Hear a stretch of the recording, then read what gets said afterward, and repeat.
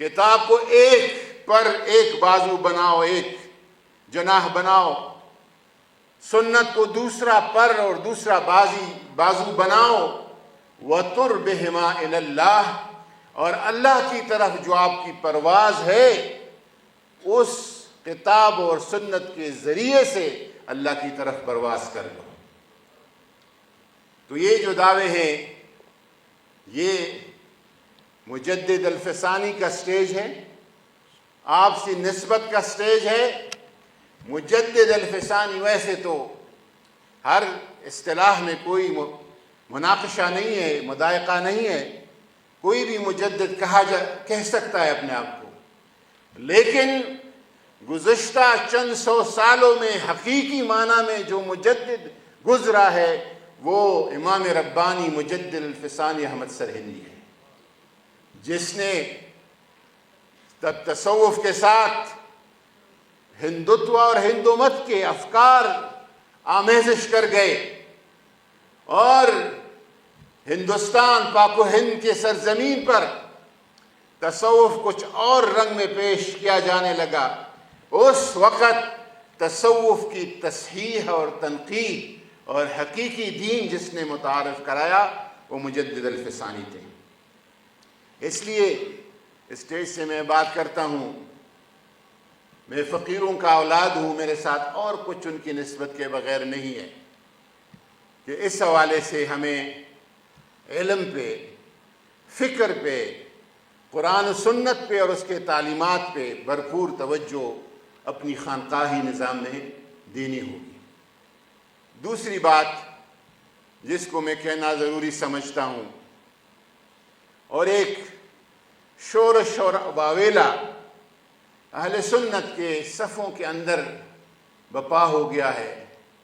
ہم صوفی ہیں، ہم متصوف ہیں، ہم فلانا طریقے کے ہیں، اور صحابہ کرام کے بارے میں بک بک کرتے رہتے ہیں۔ یاد جانیں صحابہ کرام کے حوالے سے صوفیاء کے جو افکار اور تعلیمات ہیں، حضرت ذوالنون مصری جب بغداد داخل ہوتے ہیں اور قادسیہ کے میدان میں پہنچتے ہیں تو قادسیہ کے میدان میں اپنے گھوڑے سے اترتے ہیں اور تپتی ہوئی ریگزار میں قمیص کو نکال کر صرف اپنے تہبند میں اس میں اس طرح لوٹتے پوٹتے ہیں۔ شاگردوں نے، موردین نے کہا یہ کیا کر رہے ہیں؟ فرمانے لگے کہ حضرت سعد بن ابی وقاص نے جس گھوڑے پہ سواری کی اس گھوڑے کے پاؤں کے نشانات اور برکات آج بھی اس ریگزار میں موجود ہیں، میں اس سے برکت لیتا ہوں۔ جس گھوڑے پہ سعد بن ابی وقاص نے یہاں پہ جنگ قادسیہ لڑی اس کے آثار و انوار و تجلیات آج بھی اس ریگزار میں ہیں۔ اور اسی طرح اہل سنت کا جو عقیدہ ہے وہ حضرات سادات اہل بیت کرام کے حوالے سے بالکل واضح ہے۔ عبدالعزیز دباغ فرماتے ہیں حضرت سیدہ فاطمہ الزہرا سلام اللہ علیہا وعلی امہا و ابیہا و بعلہا و بنیہا، آپ کے بارے میں وہ فرماتے ہیں کہ حضور نے وفات کے وقت جو دعا فرمائی وہ دعا تھی اللہم بالرفیق الاعلی، اور وفات سے تھوڑی دیر پہلے فاطمہ الزہرا سلام اللہ علیہا تشریف لائیں تو پہلے حضور کی کیفیت کو دیکھ کر رونے لگی، پھر حضور نے آپ کے کان میں کہا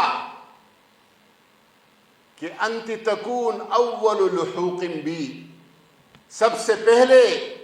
میرے ساتھ ملنے والی آپ ہوگی۔ اس سے عبدالعزیز دباغ اس سے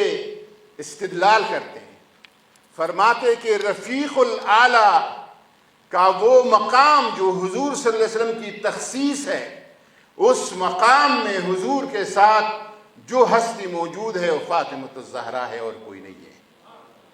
یہ ہمارا عقیدہ اہل بیت کے حوالے سے، صحابہ کرام کے حوالے سے بالکل واضح ہے۔ میں گزارش کرتا ہوں ان مقررین کو، ان خطباء کو جو گلا پاڑ پاڑ کر بولتے رہتے ہیں کہ ہوش سے کام لے، ادب سے کام لے، احترام سے کام لے۔ ہمارا یہ منش اور یہ طریق جو ہے یہ ادب کا ہے، احترام کا ہے، صحابہ کرام کے حوالے سے، تابعین کے حوالے سے، تبع تابعین کے حوالے سے، ائمہ مجتہدین کے حوالے سے، اور اہل بیت اطہار درجہ بدرجہ سب کے حوالے سے۔ میں ان الفاظ کے ساتھ گو کہ صوفی کرام کا جو ذکر ہے، میں اس وقت ایک نسخہ بھی آپ کو بتاتا ہوں کہ جب بھی کسی کا دل رنجیدہ ہو اور کوئی پریشانی خواہ مخواہ کو تنگ کرتا ہو، بزرگوں نے 3 نسخے بتائے ہیں۔ ایک ہے استغفار۔ حضور فرماتے وَإِنَّهُ لَيُغَانُ عَلَىٰ قَلْبِي، میرا دل بھی کبھی کبھی خفا ہو جاتا ہے، فَأَسْتَغْفِرُ اللَّهَ 70 مرتن، 70 مرتبہ میں استغفار پڑھتا ہوں۔ دوسرا جو نسخہ ہے وہ درود شریف ہے۔ میرا اپنا تجربہ ہے کہ 500 دفعہ جب پورا کرتا ہوں ساری جو ٹینشن ہے وہ ختم ہو جاتی ہے۔ اور تیسرا جو نسخہ ہے وہ ذکر الصالحین، تذکرۃ الاولیاء کو نکالے، کسی اور کشف المحجوب کو نکالے، کسی ایسے کتاب جس میں اولیاء کا ذکر ہو، تو اللہ تبارک و تعالیٰ فوراً اس کی وجہ سے دل پر بسط اور کشادگی لے آتا ہے۔ تو اولیاء کرام کا جو ذکر ہے